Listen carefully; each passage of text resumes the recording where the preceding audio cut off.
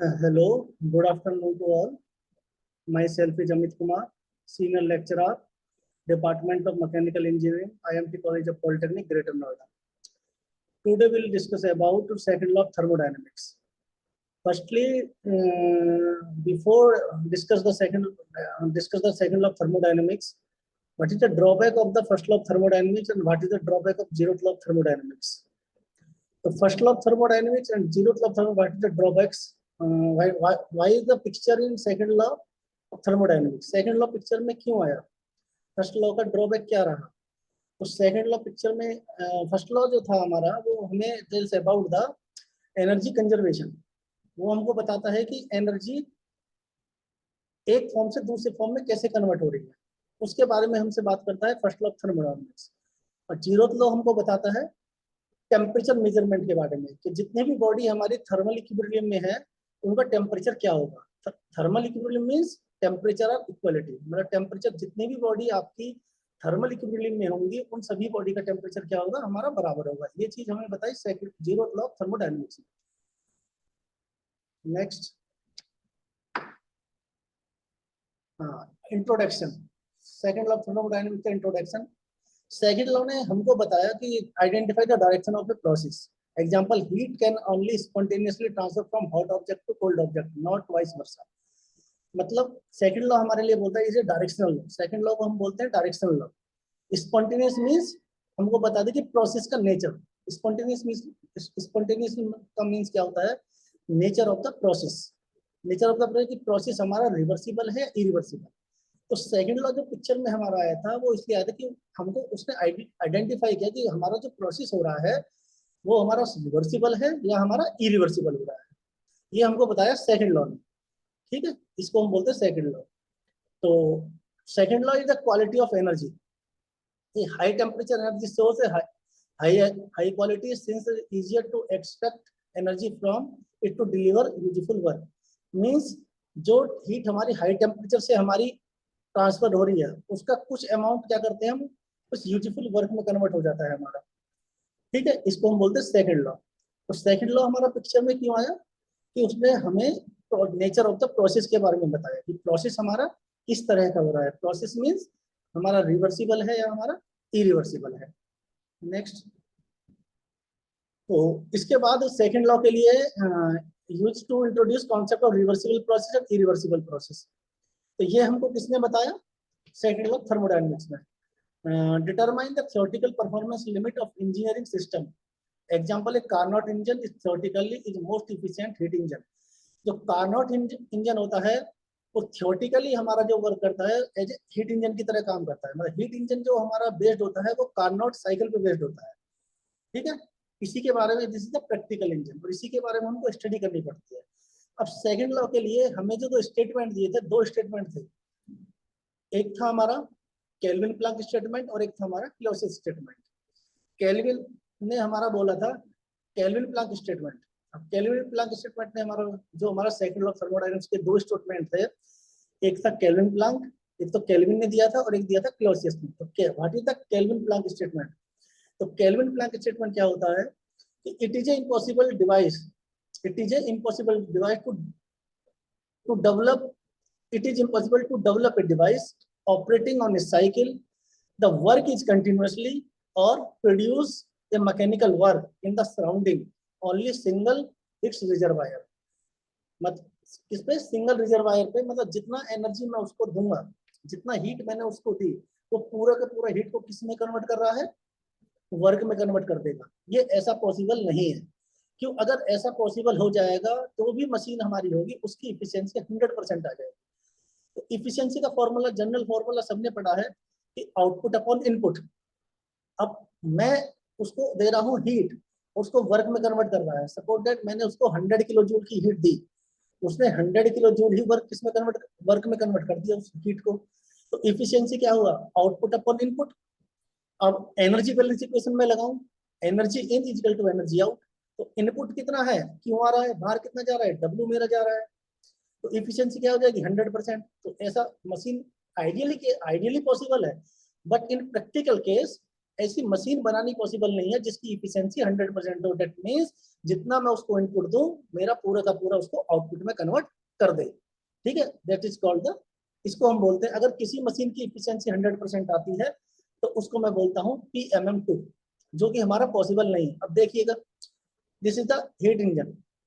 अब ये है हमारा हाई टेम्परेचर सोर्स, और हाई टेम्परेचर सोर्स से ये THS सोर्स है, सोर्स है हमारा जिसका टेम्परेचर क्या है, हाई। जो ये सोर्स जो होता है एक रिजर्वायर हमारा होता है, और रिजर्वायर जो होते हैं हमारे दो टाइप के होते हैं। एक होता है हमारा थर्मल एनर्जी रिजर्वायर जो होते हैं, two type, there are the two types. Number one is a source, second one is a sink.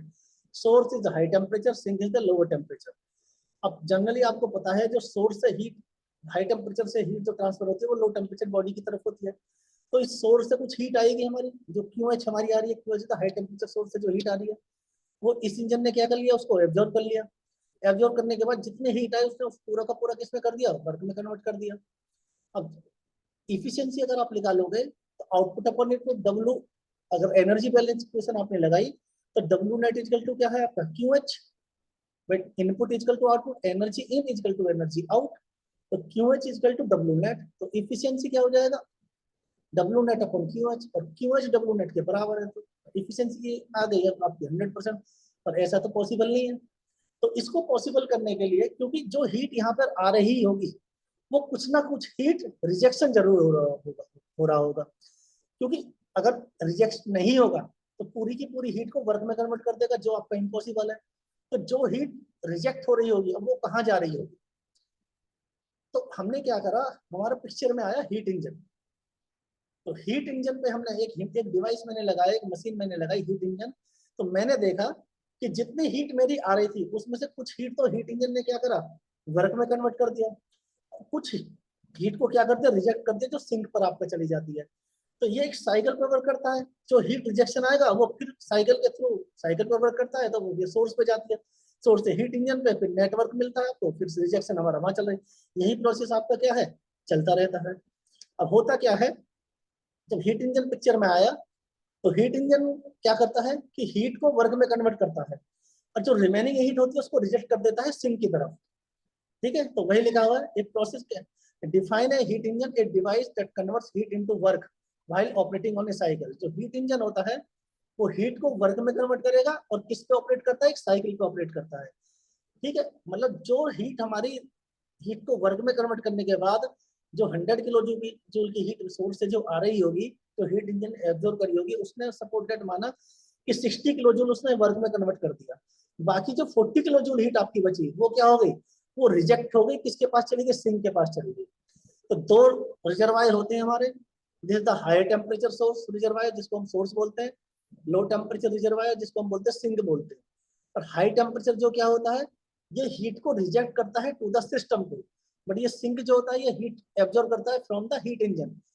मैंने यहाँ हीट इंजन लेके चलो, आप जो भी सिस्टम लेके चलोगे, जो भी डिवाइस आप यहाँ पे करोगे, वो इस हीट को क्या करेगा, एब्जॉर्ब करेगा। अब क्या हुआ कि हाई टेम्परेचर सोर्स से TH इसका टेम्परेचर, हाई टेम्परेचर जो हमारा कांस्टेंट होता है, ये दोनों थर्मल एनर्जी रिजर्वायर होते हैं। और थर्मल एनर्जी रिजर्वायर हमारे क्या होते हैं, एक सोर्स होता है, एक सिंक होता है। दोनों ही क्या करते हैं, इनकी ये इनफाइनाइट अमाउंट ऑफ हीट को, इनफाइनाइट अमाउंट ऑफ हीट को जो है एब्जॉर्ब भी कर सकते हैं और रिजेक्ट भी कर सकते हैं। सोर्स और सिंक ये होते हैं थर्मल एनर्जी रिजर्वायर, जो इनफाइनाइट अमाउंट ऑफ हीट को एब्जॉर्ब भी करते हैं और रिजेक्ट भी करते हैं। ठीक है, एट टेम्परेचर मेंटेन, पर टेम्परेचर क्या रखते हैं अपना, ये मेंटेन रखते हैं। टेम्परेचर क्या होगा, सोर्स का भी कांस्टेंट होगा और सिंक का भी क्या रहेगा, कांस्टेंट रहेगा। अब TH से हीट आ रही है हीट इंजन को QH, तो इसका टेम्परेचर कम रहा होगा। अब हीट इंजन ने जो हीट एब्जॉर्ब करी उसका कुछ तो उसने वर्क में कन्वर्ट कर दिया, और कुछ जो रिमेनिंग बची उसको रिजेक्ट कर दिया सिंक की तरफ। अब सिंक की तरफ जो हीट आई है, क्योंकि एक साइकिल पे वर्क कर रहा है, ये हीट कहाँ चली जाएगी, साइकिल के थ्रू जब एक घूमती रहेगा इंजन, जब वर्क साइकिल पे वर्क करता रहेगा, तो हीट जो रिमेनिंग हीट है, जो सोर्स की हीट है, वो सोर्स पे चली जाएगी, सोर्स से हीट इंजन पे आएगी, फिर वर्क मिलेगा, फिर ये रिजेक्ट होगी। यही प्रोसेस आपका क्या रहेगा, चलता रहेगा। तो वी नो डेट, हम जानते हैं first law of thermodynamics for a cycle. First law of thermodynamics for a cycle क्या बोलता है, the net heat transfer equal to the net work transfer.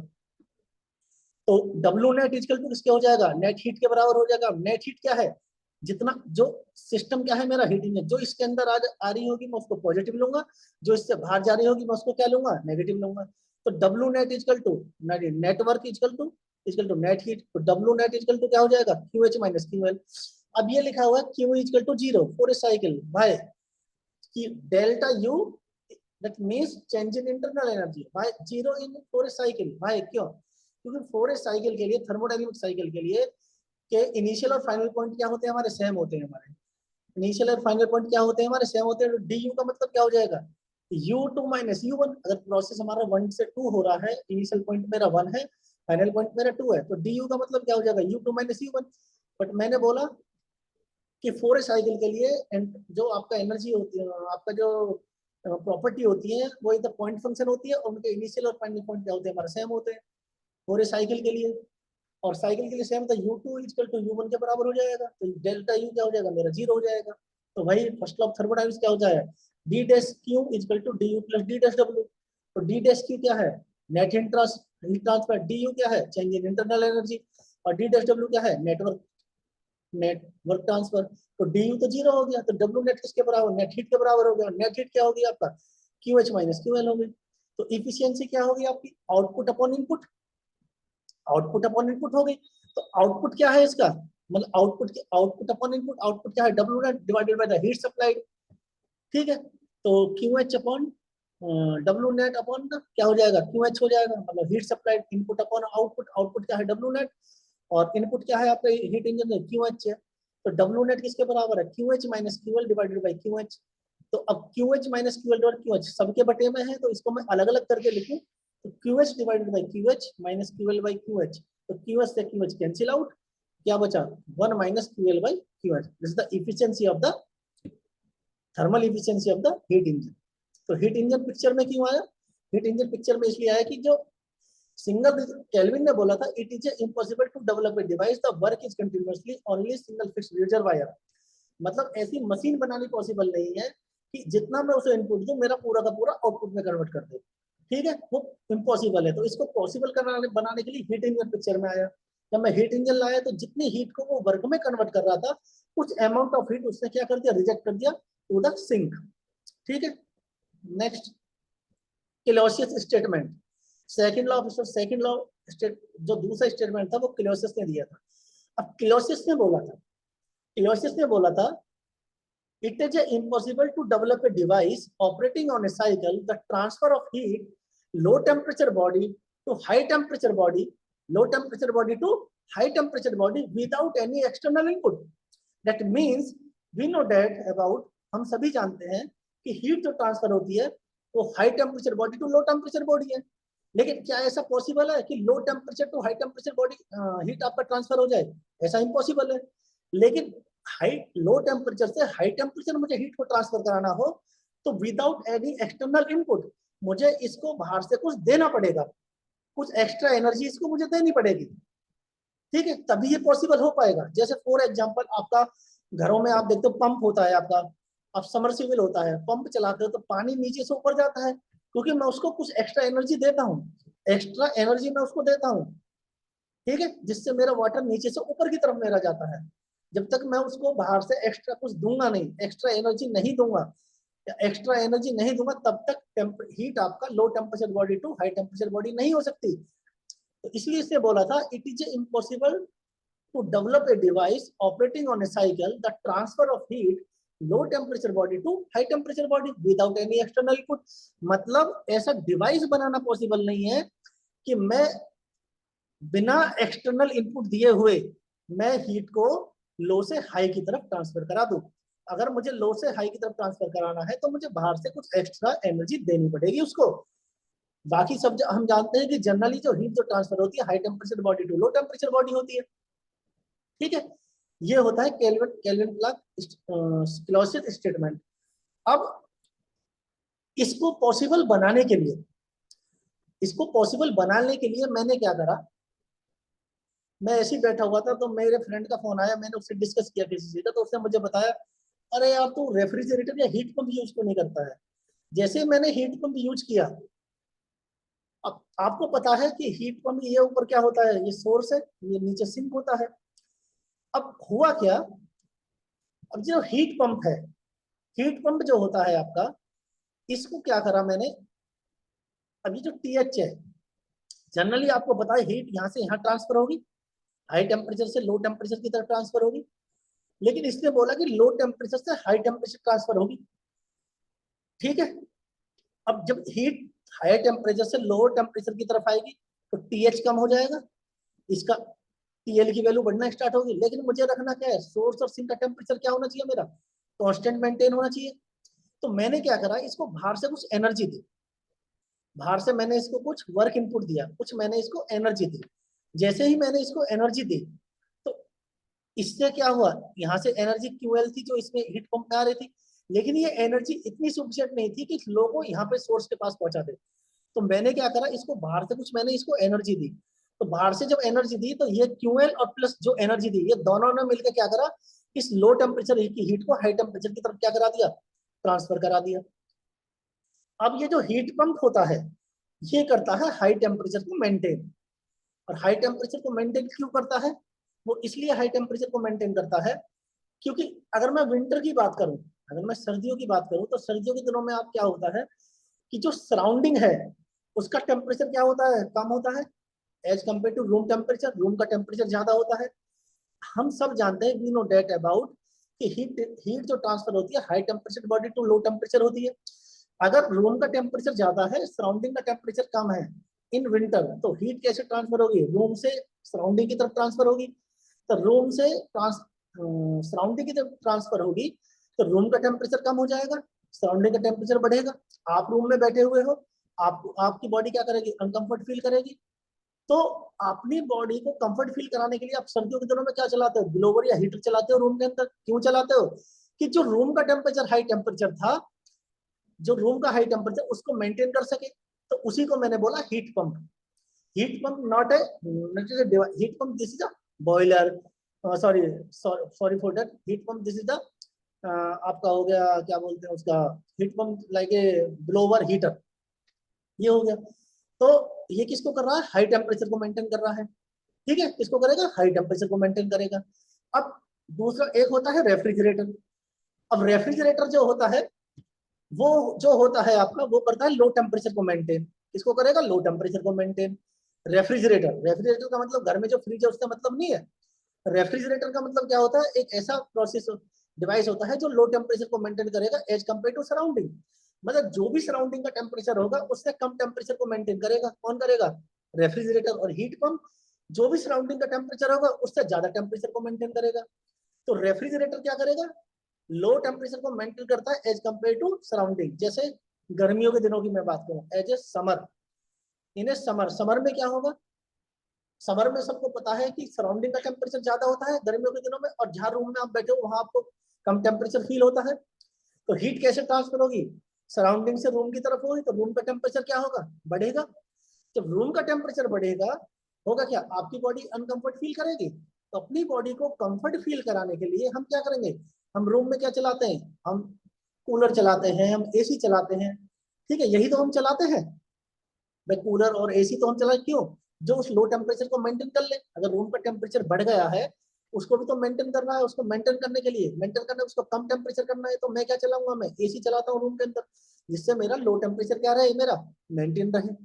Low temperature क्या रहे, मेरा मेंटेन रहे। वही बोल रहा है, a heat pump is defined a device that transfer heat from low temperature source a high temperature one. Heat pump is used to extract energy from colder outdoor into warm indoor। मतलब बाहर से अंदर की तरफ, अंदर से बाहर की तरफ हीट जाएगी आपकी। सेम द रेफ्रिजरेटर भी यही है। अब जो हीट पंप होता है उसके केस में हम क्या निकालते थे, थर्मल हीट इंजन जो होता है उसके केस में हम निकालते थे थर्मल इफिशियंसी। बट जो हमारा हीट पंप होता है और जो रेफ्रिजरेटर होता है, इसके केस में हम निकालते हैं सीओपी। और COP means coefficient of performance. क्या, what is the reason, thermal efficiency is find out in case of heat engine and COP in find out the in case of heat pump and refrigerator। What is the reason, the main reason is the, क्योंकि heat engine जो होता है, heat होती है हमारी low grade energy और work होता है हमारा high grade energy. Heat low grade energy को वर्क हाई ग्रेड एनर्जी में कन्वर्ट कर रहा है। जो डिवाइस लो ग्रेड एनर्जी को हाई ग्रेड एनर्जी में कन्वर्ट करते हैं, तो वहां हम ये देखते हैं कि जितना एनर्जी मैं उसको दे रहा हूँ वो कितना इफिशियंट है उसको हाई ग्रेड में कन्वर्ट करने के लिए। इस केस में मैं वहां निकालता हूँ thermal efficiency. But in case of heat pump and refrigerator, find out the COP. Why? क्योंकि सीओपी में इसलिए निकालते हैं क्योंकि जो हीट पंप और जो रेफ्रिजरेटर होते हैं, इनके केस में क्या होता है, मैं इसको हाई ग्रेड एनर्जी देता हूँ पहले, वो हाई ग्रेड एनर्जी को किस में कन्वर्ट करता है, लो ग्रेड एनर्जी में। मतलब मैंने इसको ऑलरेडी हाई ग्रेड एनर्जी दे दी है, मैंने इसको हाई ग्रेड एनर्जी दे दी है और ये इसको लो ग्रेड में कन्वर्ट करना चाह रहा है। मतलब मैंने इसको पहले हाई ग्रेड एनर्जी दी, तो मैं ये देखना चाह रहा हूँ कि उस हाई ग्रेड एनर्जी को ये कितना परफॉर्म कर रहा है, कैसे परफॉर्म कर रहा है कन्वर्ट करने के लिए। इसलिए मैं यहाँ पे निकालता हूँ कोफिशिएंट ऑफ परफॉर्मेंस। और coefficient of performance heat pump और रेफ्रिजरेटर के केस में, जैसा कि मैंने आपको बताया कि सीओपी जो निकालते हैं हीट पंप के केस में, सीओपी का जो जनरल फॉर्मूला होता है वो होता है हमारा refrigeration effect upon work input. Refrigeration effect upon work input, और रेफ्रिजरेशन इफेक्ट का दूसरा नाम होता है डिजायर्ड इफेक्ट या कूलिंग इफेक्ट। कूलिंग इफेक्ट किसके केस में बोलेंगे, हीट पंप और रेफ्रिजरेटर के केस में। तो रेफ्रिजरेशन इफेक्ट क्या होगा, रेफ्रिजरेशन इफेक्ट क्या होता है, सबसे पहले रेफ्रिजरेशन इफेक्ट वो होता है the amount of heat absorb at low temperature space. मतलब रेफ्रिजरेटर जो लो टेम्परेचर स्पेस से जितनी हीट को एब्जॉर्ब कर रहा होगा वही amount of the heat, that is called refrigeration effect. क्यों? क्योंकि रेफ्रिजरेटर क्या काम करता है, लो टेम्परेचर को मेंटेन करता है, और लो टेम्परेचर पे मेंटेन करने के बाद कितनी हीट की मात्रा है, क्यूएल है आपका। और हाई टेम्परेचर किसको मेंटेन, हाई टेम्परेचर को कौन मेंटेन करता है, हीट पंप मेंटेन करता है मेरा। तो हाई टेम्परेचर पे हीट की मात्रा क्या है, क्यूएच। वो हीट पंप के केस में उसका रेफ्रिजरेशन इफेक्ट हो जाएगा। तो सीओपी का जनरल फॉर्मूला क्या, R E upon work input. अब एनर्जी बैलेंस इक्वेशन लगाओ या फर्स्ट लॉ ऑफ थर्मोडायनेमिक्स लगाओ, energy in equal to energy out, energy in QL plus W net equal to QH. तो डब्ल्यू नेट क्या हो जाएगा, QH minus QL. तो COP of the heat pump क्या हो जाएगा, QH upon W net. QH क्यों आया, क्योंकि हाई टेम्परेचर को मेंटेन कर रहा है, और हाई टेम्परेचर पे जितनी हीट की मात्रा होगी वही उसका रेफ्रिजरेशन इफेक्ट होगा। तो क्यूएच बटे डब्ल्यू नेट, डब्ल्यू नेट इसके बराबर आया आपका क्यूएच माइनस क्यूएल। अब क्यूएच, ये क्यूएच ऊपर है, इसको मैं नीचे लिया हूं तो 1 upon QH minus QL, QH से क्यूएच कटा तो 1 upon 1 minus QL by QH हो गया, the COP of the heat pump.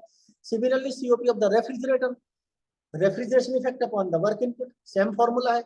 COP किसी के केस में भी निकालो, ये जनरल फॉर्मूला है, जैसे इफिशिएंसी का होता है output upon input, similarly COP का जनरल फॉर्मूला होता है refrigeration effect upon work input. अब रेफ्रिजरेटर के केस में वर्क इनपुट, रेफ्रिजरेटर के केस में रेफ्रिजरेशन इफेक्ट क्या होगा हमारा, वो हमारा क्यूएल होगा, क्योंकि लो टेम्परेचर पे जितनी हीट की मात्रा होगी वही हमारा क्यूएल होगा। ठीक है, तो क्यूएल क्या हो जाएगा upon W net, W net क्या है, क्यूएच माइनस क्यूएल, तो QL divided by QH minus QL. इस क्यूएल को मैं इसके नीचे लिया हूं, ऊपर को नीचे लिया हूं, तो 1 divided by QH minus QL divided by QH, तो क्यूएच से क्यूएच कटेगा, क्यूएल बाय क्यूएच, तो 1 minus 1 divided by QH by QL minus 1 हो गया। अब इनका मैं इफिशिएंसी का रिलेशन निकालूं, COP of the heat pump और COP of the refrigerator. COP के केस में इफिशिएंसी, सीओपी हीट पंप के केस में सीओपी हमको ज्यादा मिलती है एज कम्पेयर टू रेफ्रिजरेटर, क्योंकि ये हाई टेम्परेचर को मेंटेन करता है, वो लो टेम्परेचर को मेंटेन करता है। तो हाई टेम्परेचर पे जो रेफ्रिजरेशन इफेक्ट होता है वो ज्यादा होता है, ये रेफ्रिजरेशन इफेक्ट इसका कम होता है कि लो टेम्परेचर पे जो अमाउंट ऑफ हीट रिजेक्शन है वो है। ठीक है, ये हीट जो आ रही है वो है हमारी। तो सीओपी क्या, अब इन दोनों का मैं रिलेशन निकालू, COP of the heat pump minus COP of the refrigerator. तो COP Q H by Q H upon QH minus Q L, इसके क्यूएल माइनस, दोनों का अगर मैं एलसीएम लूं तो क्यूएच माइनस क्यूएल आएगा, तो क्यूएच माइनस क्यूएल ऊपर बचेगा, क्यूएच माइनस क्यूएल नीचे बचेगा, दोनों कैंसिल आउट, क्या बचेगा 1 बचेगा। तो COP of heat pump equal to COP of heat pump minus COP of refrigerator equal to 1, बराबर से इधर में ले जाऊंगा तो COP of heat pump equal to COP of refrigerator plus 1 हो जाएगा। ठीक है, ये हो गया हमारा हीट पंप और, ठीक है। अब नेक्स्ट, अब रिवर्सिबल प्रोसेस एंड इरिवर्सिबिलिटीज। अब रिवर्सिबल प्रोसेस क्या होते हैं हमारे, कि रिवर्सिबल प्रोसेस वो होते हैं हमारे, a process is said to be reversible process, reversible process the process is completed without any effect of the system and surrounding. मतलब सिस्टम और सराउंडिंग पे बिना इफेक्ट पड़े जो मेरा प्रोसेस होता है, कोई इफेक्ट नहीं पड़ता सिस्टम एंड सराउंडिंग पे। मतलब अगर 1 से 2 के बीच में कोई प्रोसेस हो रहा है, अगर 1 से 2 1 से 2 जाने पर मैं हीट उसको ट्रांसफर कर रहा हूँ 30 किलो जूल, तो 2 से 1 में जाऊंगा, उसी सेम पाथ को फॉलो करूंगा मैं जिस पाथ को फॉलो करते हुए मैं आऊंगा उसी पाथ को फॉलो करते हुए मैं चला जाऊंगा वापस। कोई इफेक्ट पड़ा? मैं 30 किलो जूल की हीट मैंने उसको दी, जब मैं वापस का 30 किलो जूल की हीट में रिजेक्ट कर दी, तो डब्ल्यू नेट क्या होगा? 30 माइनस 30। मैं जो रिजेक्ट हो रहा है उसको नेगेटिव, जो एब्जॉर्ब कर रहा है उसको मैं पॉजिटिव लूंगा, तो Q net added minus rejection, तो 30 माइनस 30, इसको कोई इफेक्ट पड़ा? तो रिवर्सिबल प्रोसेस होते हैं उस पर सिस्टम एंड सराउंडिंग पे कोई इफेक्ट नहीं पड़ता, और रिवर्सिबल प्रोसेस को ही हम बोलते हैं आइडियल प्रोसेस। आइडियली पॉसिबल है 100% इफिशियंसी होना या किसी भी हीट इंजन की, बट एक्चुअल में प्रोसेस, एक्चुअल में हमारा क्या है? पॉसिबल नहीं है। इरिवर्सिबल चीज क्या होती है? रिवर्सिबल प्रोसेस के अंदर क्या होता है? रिवर्सिबल प्रोसेस किसके वर्क करते हैं? क्वाजी स्टैटिक प्रोसेस होता है, जो हमारा क्या होता है? स्लो प्रोसेस होता है, फ्रिक्शनलेस होता है। मतलब फ्रिक्शनलेस होगा और स्लो प्रोसेस होगा। फ्रिक्शनलेस का मतलब क्या होगा? जो भी हमारे लॉसेस होते हैं उन लॉसेस को हम नेग्लिजिबल कर लेते हैं रिवर्सिबल प्रोसेस के अंदर, उनको कंसीडर ही नहीं करते हैं। हम उनको मान के चलते हैं कि हमारा जो भी लॉसेस होते हैं हम सबको जीरो मान के चलते हैं, तभी हमारा एफिशिएंसी 100% आती है। बट इरिवर्सिबल प्रोसेस के अंदर सिस्टम एंड सराउंडिंग पे क्या होगा? Due to the friction losses होंगे हमारे, हीट लॉस होता है हमारा। वो लॉसेस जो होते हैं हमारे दो तरीके से होते हैं, एक तो हमारा फ्रिक्शन की वजह से लॉस होता है, एक हमारा प्रेशर की वजह से लॉस होता है हमारा। तो वो रिवर्सिबल के अंदर क्या होता है? इरिवर्सिबल के अंदर क्या होते हैं? हमारे लॉसेस होते हैं जिनको हम कंसिडर करके चलते हैं। जैसे देखा था ना आपने हीट इंजन में, जो हीट आपकी सोर्स से आ रही थी उसने वर्क में कन्वर्ट कर दिया था, जो रिमेनिंग हीट बची थी उसको रिजेक्ट कर दिया था, मतलब हीट में लॉस हो रहा था, तभी तो एफिशिएंसी 100% नहीं आई। लेकिन जब लॉसेस हो ही नहीं रहे थे तो जितनी हीट आ रही थी उस पूरी हीट को किसमें कन्वर्ट कर रहा था? वर्क में कन्वर्ट कर रहा था, तभी तो एफिशिएंसी 100% आ रही थी। तो रिवर्सिबल के अंदर जो भी हमारे लॉसेस होते हैं उनको हम कंसिडर नहीं करते हैं, और सिस्टम में सराउंडिंग पे कोई इफेक्ट नहीं पड़ता है। बट इरिवर्सिबल के अंदर जो भी हमारे लॉसेस होते हैं उनको हम कंसिडर करते हैं, हमारे सिस्टम में सराउंडिंग पे इफेक्ट पड़ता है। और इरिवर्सिबल प्रोसेस कैसे प्रोसेस होते हैं? हमारे फास्ट प्रोसेस होते हैं, और रिवर्सिबल हमारे स्लो प्रोसेस होते हैं। इसमें फ्रिक्शन लेस नहीं होते हमारे इरिवर्सिबल प्रोसेस। यही है all reversible process and reversible due to irreversibility. और रिवर्सिबल प्रोसेस, इरिवर्सिबल प्रोसेस को हम नेचुरल प्रोसेस भी बोलते हैं और हमारा रियल प्रोसेस भी बोलते हैं। इस दुनिया में जितने भी प्रोसेस होते हैं सारे के सारे इरिवर्सिबल होते हैं, रिवर्सिबल कुछ होता ही नहीं है। हम एज्यूम करके चलते हैं, हम मान के चलते हैं कि ऐसा हुआ होगा, हम एजम्पशन मान के चलते हैं, ऐसा मान के चलते हैं कि ये रिवर्सिबल प्रोसेस है। लेकिन जितने भी रियल में जो प्रोसेस होते हैं सारे के सारे क्या होते हैं? इरिवर्सिबल प्रोसेस होते हैं। और इरिवर्सिबल के अंदर जो हीट ट्रांसफर होती है फाइनाइट टेम्परेचर डिफरेंस, मतलब दो टेम्परेचर गिवन है, एक हाई टेम्परेचर एक लो है, उन दोनों के बीच में जो हीट ट्रांसफर होगा उसको बोलते हैं फाइनाइट टेम्परेचर, जिसके टेम्परेचर हमको गिवन हो। जैसे मैंने बोला common source of irreversibility friction आ गया, देखो फ्रिक्शन की वजह से सडन अचानक से एक्सपेंशन, एक्सपेंशन का मतलब कोई चीज फैल जाए, कंप्रेशन का मतलब जिसको मैं कंप्रेस करूं सडनली हो जाए, तो मैं बोलूंगा क्या? इरिवर्सिबल बोलूंगा उसको, जहां पर हमको लॉसेस देखने को मिलेगा। और देखो रिवर्सिबल प्रोसेस को हम क्या बोलते हैं? क्वाजी इक्विलिब्रियम प्रोसेस या क्वाजी स्टैटिक प्रोसेस हम बोलते हैं, जो वेरी स्लो प्रोसेस होता है और फ्रिक्शनलेस होता है। मतलब चाहे रिवर्सिबल हो, चाहे कंप्रेशन हो, चाहे एक्सपेंशन हो, अगर उसने रिवर्सिबल बोल दिया वो स्लो भी है और फ्रिक्शनलेस है, उसमें जितने भी लॉसेस होंगे हम उनको क्या करके चलेंगे? हम उनको क्या मान के चलेंगे? नेग्लिजिबल मान के चलेंगे। हम उनको क्या मान के चलेंगे? नेग्लिजिबल मान के चलेंगे, हम उनको कंसीडर ही नहीं करेंगे जितने भी। अब रिवर्सिबल प्रोसेस है, irreversible process. Work producing device which employs quasi equilibrium or reversible process produce the maximum amount of work theoretically possible. That means for the same temperature limit में अगर मैं दो सोर्स है मेरे, एक दो रिजर्वायर है मेरा, एक सोर्स है और एक मेरा सिंक है, एक सोर्स है मेरा एक मेरा सिंक है, अगर वो मेरे दोनों ही सेम टेम्परेचर लिमिट में है तो सेम टेम्परेचर लिमिट में मुझे जो ज्यादा मैक्सिमम वर्क मिलेगा वो रिवर्सिबल, जो रिवर्सिबल होगा उसके केस में मुझे ज्यादा मैक्सिमम अमाउंट ऑफ वर्क मिलेगा, इन केस ऑफ इरिवर्सिबल के इरिवर्सिबल में कम मिलेगा। लेकिन सेम टेम्परेचर लिमिट नहीं है तो उस केस में हमारा क्या होगा कि हमें लेस ज्यादा work irreversible, minimum amount of work theoretically possible, come work quasi equilibrium में कम वर्क लगे, कम वर्क देगा, इरिवर्सिबल में ज्यादा वर्क होगा। ठीक है। और रिवर्सिबल और इरिवर्सिबल के बारे में हमको किसने बताया था? सेकंड लॉ ऑफ थर्मोडायनेमिक्स, उसने ही हमको बताया था कि nature of the process, nature of the process means कि प्रोसेस मेरा रिवर्सिबल है या मेरा इरिवर्सिबल है।